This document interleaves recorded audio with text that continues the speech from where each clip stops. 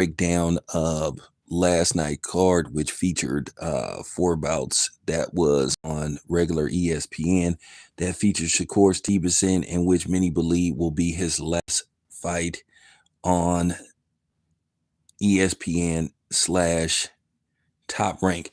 But you never know. Um, I watched the card from beginning to end, and for the most part, I enjoyed watching the card. But the thing with Oshaki Foster, and as you can see, it's not making its rounds. Because it's not what you would call view worthy. Because here it is, somebody that like Oshaki Foster involved in a controversial fight in which he clearly won. There is no way, shape, or form, no angle whatsoever somebody could explain to me how Oshaki Foster lost that fight. It's just no way you can put it. He clearly was robbed and they stole the fight from him, and it was terrible. And I will say, as far as the overall card go, the real star of the card was Abdullah Mason. Abdullah Mason seems to be up and coming, and he is money. The guy can fight. He has decent defense. He's entertaining.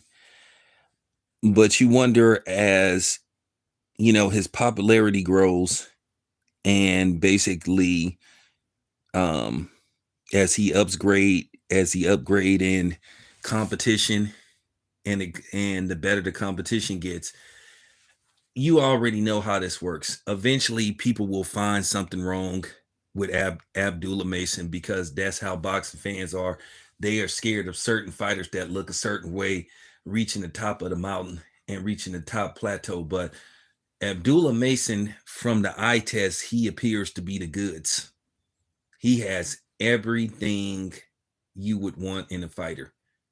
You know, good ring IQ, generalship, skill set, provides enough excitement to keep you happy. Nothing to complain about as far as Abdullah Mason goes.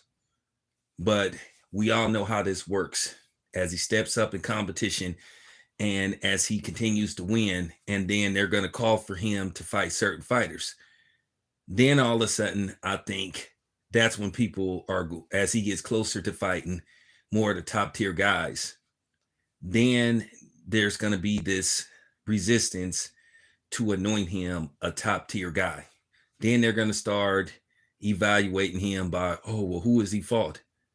You've seen this story so many times before, but I thought Abdullah Mason was the true star of last night's card. I think he was the most captivating fight, and I've interviewed him quite a few times, and I think he is the goods, and I look forward to seeing more of him in the ring. I still cannot get over what happened with Oshaki Foster. I've seen some robberies before. I've seen controversial fights. Like I said, you can go back to Canelo versus Lara. A lot of people thought that Lara clearly won that fight. You can go back to Lara versus Paul Williams. A lot of people thought that Lara clearly beat Paul Williams. This wasn't even a competitive fight as far as I'm concerned. Many of us with just common sense and just common sense of boxing, using the eye test, can clearly see that Oshaki Foster, who put on one of the more better performances that I've seen, and I mean, he boxed beautifully, and they took it from him. I have watched that fight twice in its entirety. You always get a better perception. Maybe when you watch something again, well, maybe this is why the judge gave it to this dude. But I watched it again. I could make an argument watching it twice that it could have been a 12-round shutout. That's the only controversial thing, that you could make an argument that he should have won 12-0 on all of the card. But for him to lose that fight, And like I said, you see it isn't much backlash. You see it isn't much, or shit. You know what I'm saying? You see a lot of these boxing channels are not making these videos talking about what happened in that fight because the wrong guy, you know what I'm saying? The wrong guy lost the, you know what I'm saying? Lost the fight. And what I mean by that, the wrong guy is of a different skin texture versus somebody else. At the end of the day, we can keep trying to bring up and use Devin Haney versus Lomachenko as an excuse to justify that robbery. Devin Haney versus Lomachenko was a far closer fight than this right here. Foster clearly, I'm talking about worst case scenario versus best case scenario, he lost one round. And they ruined a good night of boxing by pulling this stuff. I think anybody with just common sense of boxing would have been able to score. Even if you would have said, hey, dude may have won 3 rounds, which I still would have been scratching my head. Maybe if you wanted to be generous by giving a 2 round, okay, I wouldn't have said that. But even if you would have had Conceição winning 3 rounds, I would have said, I don't know about that. But to me, I can make an argument he didn't win 1 round. And then for this to happen, you got to be kidding me. But there isn't enough concern because, you know, unfortunately, he isn't the right color. If he had a Hispanic name or a Russian name or something like that, or you know, any type of name that would identify him as being something else, then I think people would be making videos talking about how corrupt boxing is and all that stuff, you know. But just watching it, it was just crazy. And then if you are a Shakur Foster, you like, okay, what do I do next time? Now, they should order an immediate rematch. I hope he gets an immediate rematch. I hope Conceição does the right thing and give him a rematch. But we'll have to see. I looked at Keyshawn Davis. I thought Keyshawn Davis fought a good fight for the most part. You know, even though that dude was trying to turn, you know, into Daryl Green or trying to turn into Jack Tatum, constantly tackling Keyshawn Davis. Now, I'm going to say this again in regards to Keyshawn Davis statements in regards to Ryan Garcia saying he forgives him and all that kind of stuff. Well, that's his opinion. But I just noticed that Keyshawn seems to have some kind of, you know, issue because I'm saying, well, you forgive Ryan Garcia, but my thing is, why are you so angry at Devin Haney? Why are you so angry at his father? At the end of the day, to a certain degree, they really don't have nothing to do with you. But that's one of the issues that I had with Keyshawn Davis. There seems to be a little inconsistency on his standards and his morals. But we'll leave it at that because I don't want to dive deep into that. And then looking at the overall main event with Shakur Stevenson, like I said before, and I tried to explain this, I don't know what you expect Shakur Stevenson to do. When it comes to punching power, either you have it or you don't. And he just may not have it.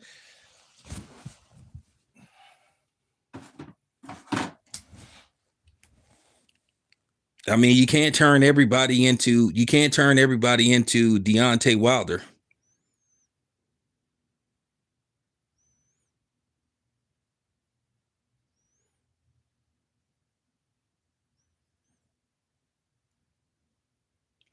I can't agree with that. I don't agree with that. There is no way, shape, or form you can try to come to the conclusion on how the judges saw Robeson Conceição winning that fight. They're saying he didn't even land like 75 punches in the fight. And he clearly got outlanded by Foster. So it's just no way you can talk around it. It was just a flat out robbery, and we just got to call it. We just got to call it what it is. But Shakur Stevenson, I saw everybody saying, Shakur Stevenson put them to sleep.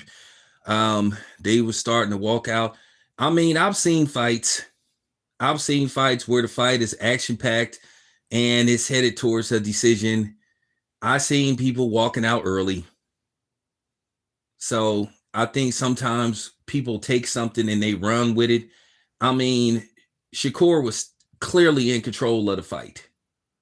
He was clearly in control of the fight, and most people felt that it was secure enough for Shakur Stevenson to have that fight in the bag.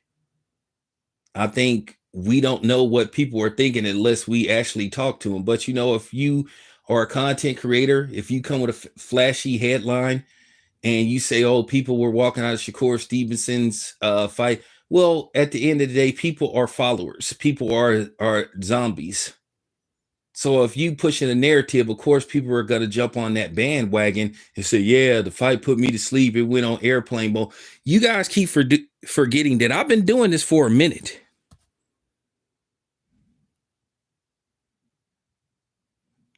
First of all, let's actually talk about Devin Haney. At the end of the day, a lot of people that be talking this stuff about Devin Haney is boring and all this kind of stuff is clueless, and they're casuals. Devin Haney hasn't been involved in not one boring fight. Devin Haney gives you plenty of action. Yeah, he doesn't knock people out, but he gives you plenty of action with great boxing skills, ring generalship, and he throws punches and he lands punches. It's just a narrative that a lot of these people like pushing, and particularly non-blacks.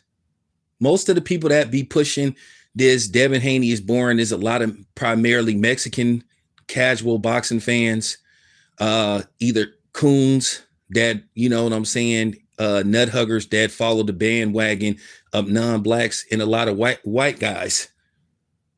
We all know there isn't too many white guys that's like at, you know what I'm saying, that's sitting on top of the mountain when it pertains to boxing. And if they are some of the best fighters in the world, in all likelihood, they're white Eastern European via Arthur Beterbiev or Bibble, which, by the way, to be honest with you, Bibble is more Asian than he is white.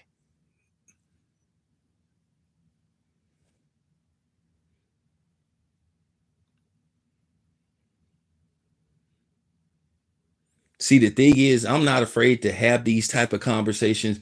A lot of times when people say, "Oh, um, he's not moving the needle," a lot of it is just flat out racism. And this is what I mean about Abdullah Mason. They like Abdullah Mason now until he starts to move, until he starts to move up the ladder. And then when it gets time for him to fight better competition, some of the top tier dudes. And then Teofimo, he is very delusional. He gives people a lot of material. Teofimo loves to talk about what somebody else ain't doing. Teofimo fighting in 3 to 4,000 capacity venues. They put him in a big venue, and he couldn't even sell half of the joint out. They put him in, if I'm not mistaken, they put him before his last fight. They put him at the Mandalay Bay, and he barely sold. I don't even think he sold half of the venue out. Or if he did, he sold like maybe 55% of the venue. Teofimo can't even get 10,000 people to come see him. So it's laughable that this dude tries to talk about everybody else. And another thing that's getting on my nerve with Teofimo, well, I'll speak on this on a later date. Teofimo seems to secretly have this vitriol, or should I say this penis envy towards black people, but then he tries to emulate black people. If you don't like black people or have an issue with black people, why you try to get your hair cut like a black person? Why you try to talk like a black person? And why you listen to our fucking music? Riddle me that. One thing, I'm proud of who I am, and I'm proud to be black.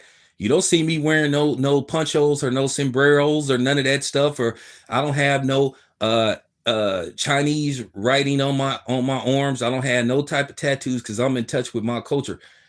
I mean, that's just so ironic when you see people like Teofimo. He loves trying to sneak diss black people, but then he tries to emulate black people. And I just have to say this, to a certain degree, dude is a clown. Teofimo comes across as a clown. The real joke is on him.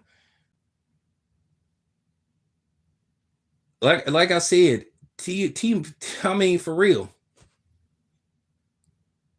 I'll be trying to be cool, but Teofimo talking way too crazy, and eventually, you know, eventually somebody gonna have to like really question him on some of his comments.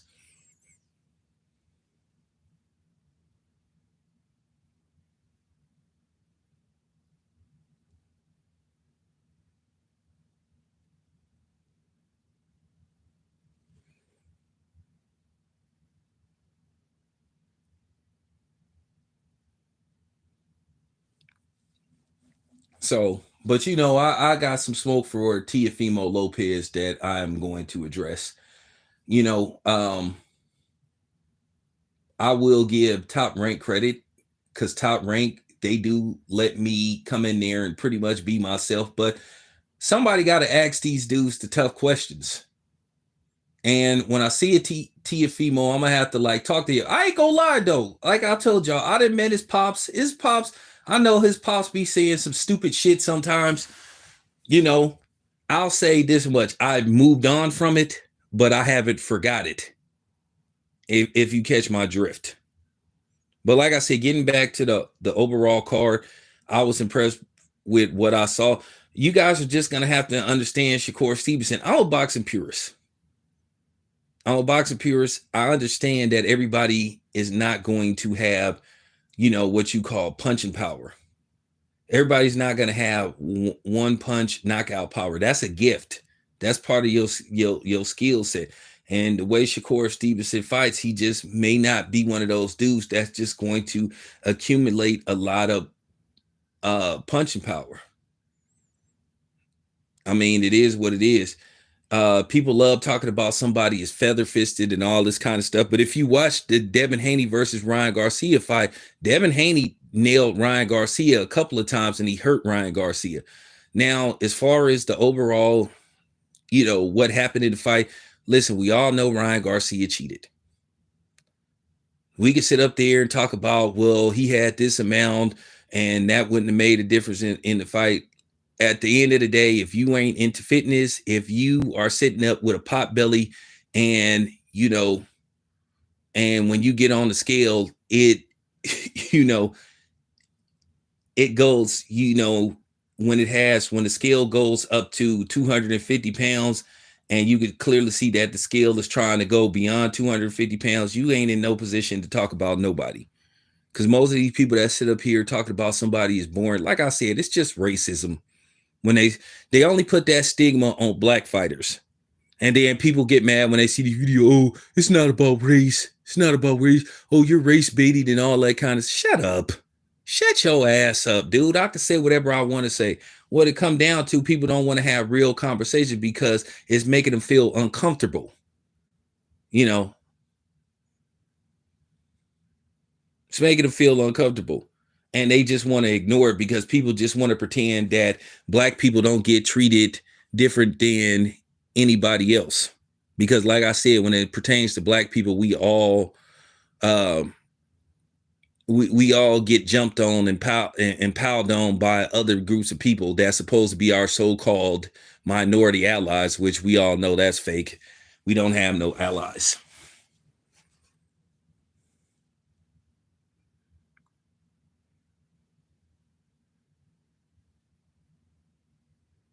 Well, here's the thing. Gabriel Flores, which I supposed to be covering one of his fights, well, his upcoming fight, he got a fight coming up in a couple of weeks.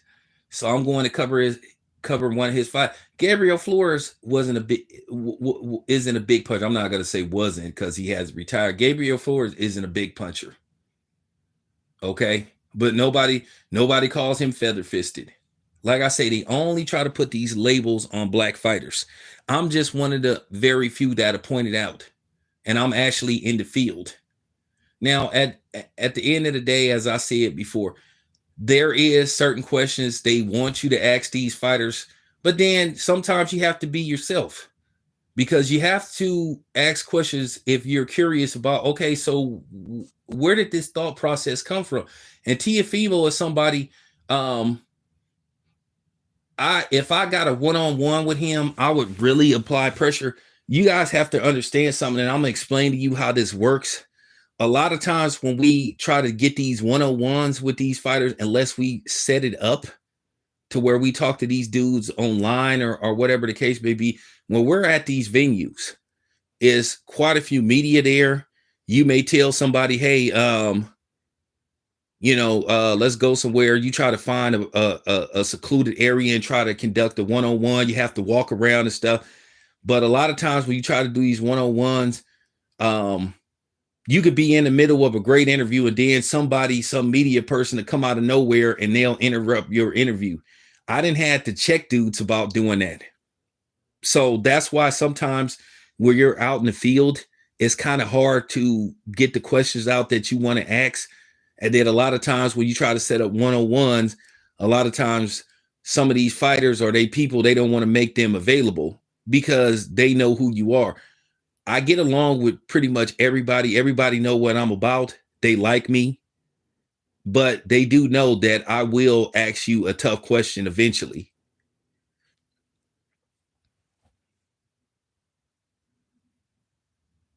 Fight Hype stole my question a couple of times. Fight Hype did that to my homeboy. They did that to my homeboy Joe Prophet. They stole my question. They stole my question that I asked Devin Haney after he had defeated Regis Prograis.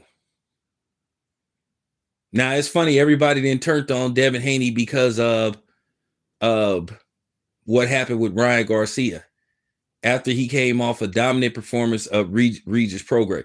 Just like people keep forgetting that Ryan Garcia just a year ago took a knee like Colin Kaepernick and quit versus Tank. Oh, and by the way, Stephen A. Smith, I'm gonna cook him too for pacifying. Stephen A. Smith said the most ridiculous, and this is why I know Stephen A. Smith is soft and he's a panderer and he is you know what I'm saying? He's a fraud.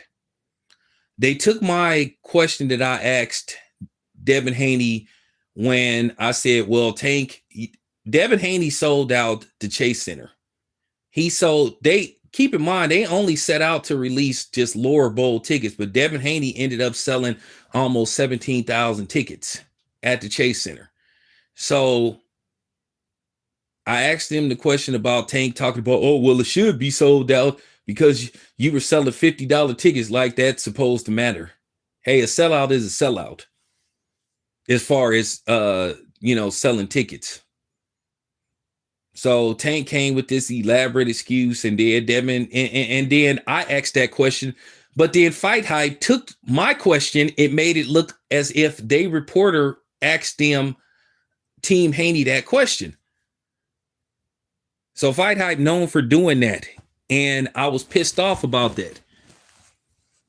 I understand when you're doing these group interviews and stuff, of course you're gonna end up, posting possibly a question that come from somebody else or other media outlets. So that's fine when you're doing those post fight press conference where basically they bring the fighter out if you're not in a media room. So that's understandable. But when somebody exclusively take your question and edit it and make it look like it's their guy, then that's a problem. But yeah, Fight Hype did that a couple of times. Regis, I don't like how Regis moving, and y'all know that I'm a big Regis fan. I love Regis, but Regis ain't moving correctly. Regis ain't moving correctly. I think that loss to Devin Haney is really bothering him. And it was a good fight. That was like one of the first fights where Regis thoroughly got dominated, and Regis is a very good fighter. So trying to like downplay Devin Haney's dominant performance over Regis Prograis, you crazy. But that's what they do. That's what a lot of people do.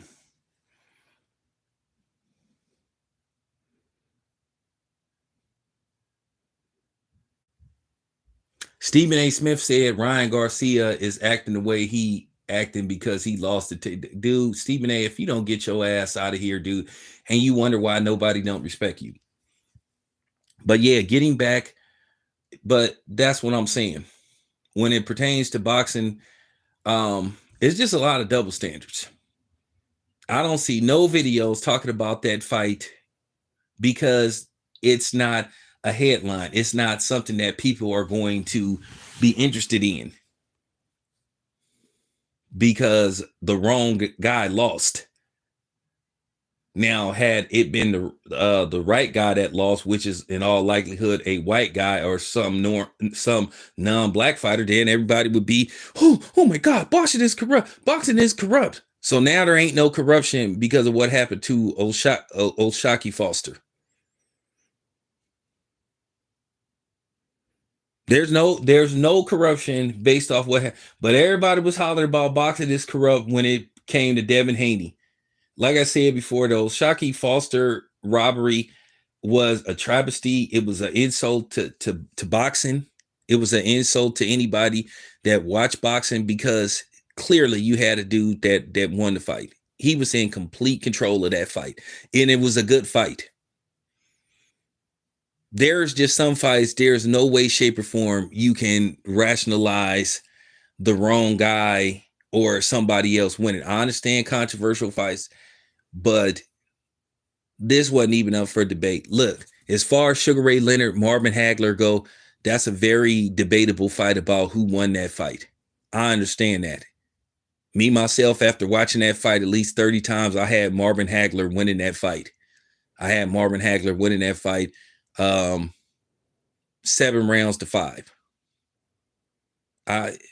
So I can understand where the controversy comes from. That Sugar Ray Leonard started off to a fast pace, but when you look at how Sugar Ray Leonard fought pretty much the rest of the fight, where he was basically trying to have a 30-second rally to try to steal the rounds, and you just like, okay.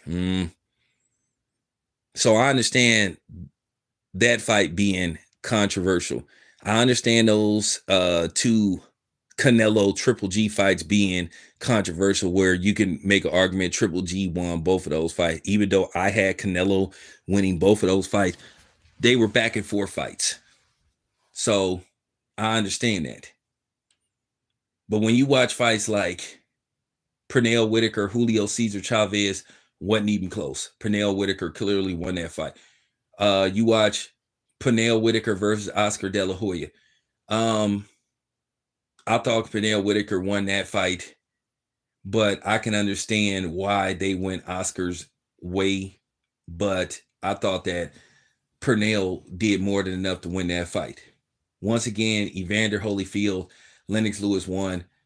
Lennox Lewis easily won that fight. Very dominant in that fight. He almost knocked Holyfield out. Lennox Lewis clearly, best case scenario, clearly. And when I say convincingly, won at least between 9 to 3 rounds in that fight, and they called it a draw. You look at Triple G versus Derbianchenko. Derbianchenko got hurt, if I'm not mistaken. He got dropped, but then he went on for the second half of the fight to pretty much outbox Triple G. Okay, so I understand why they gave it to Triple G, so that's controversial. Daniel Jacobs, Triple G. Daniel Jacobs got dropped, but the second half of the fight, he came in, he basically turned it up, and he finished strong, so I understand controversy, why that was a controversial fight. But then you just have fights where clearly a dude won. Lara versus Canelo, a little controversial, but I thought Lara did enough to win. I thought Lara clearly beat Paul Williams, and Paul Williams at the time was one of my favorite fighters. So it's a difference between controversial fights and then fights that's clearly where the dude is screwed. Lomachenko, Devin Haney. I didn't watch that fight 4 times. Devin Haney won that fight. Lomachenko had 2 good rounds. Out of 10 rounds, Lomachenko only had 2 dominant rounds. The rest of the rounds were close. At the end of the day, you got to go with the champ. And I thought Devin Haney was doing enough body work to keep Lomachenko honest. He hurt Lomachenko with a few body shots, but to sit up there and say it was a robbery in favor of Lomachenko is complete bullshit. Nice try. Don't try it with me. I'm too good at this. Yeah, well, Foster said he's going to appeal. They're going to rewatch the fight. I've been saying this for the longest. I think at the end of the fight, the conclusion of the fight, I think before we talk to the fighters, but a lot of times the problem is they be in a rush for time because depending on what the venue is Saturday night. They may be an event that's going on the very next day. So a lot of times they be trying to get us up out of there. So we only have anywhere from 30 to 45 minutes to do our post-fight press conference.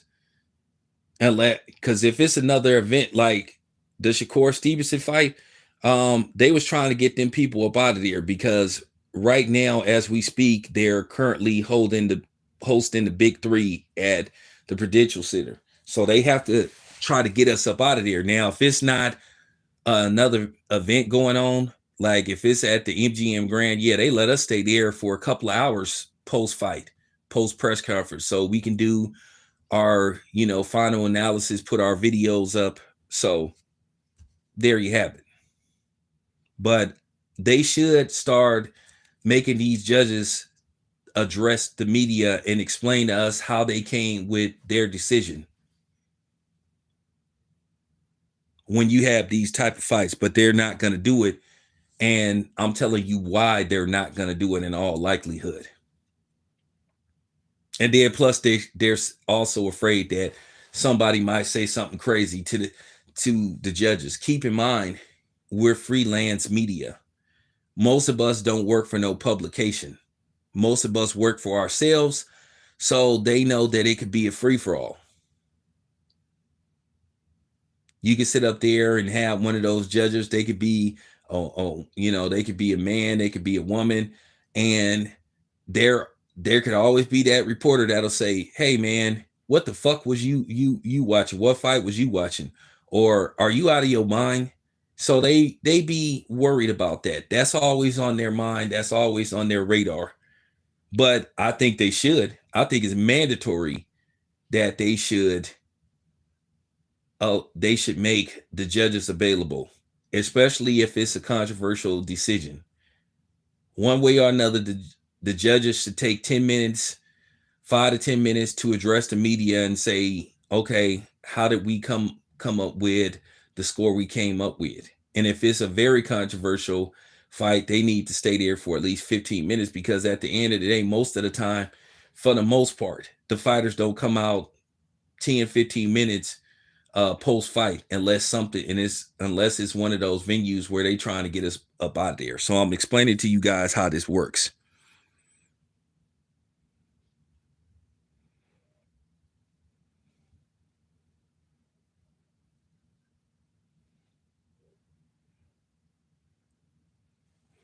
I don't think Shakur Stevenson is gonna sign with them. But as I said before, it ain't my job to tell Shakur Stevenson who to sign with. I wouldn't trust Floyd as far as I could throw him. But anyway, you guys, appreciate you. Been here long enough. I'll be back more later on. It's your boy Town. I'm out.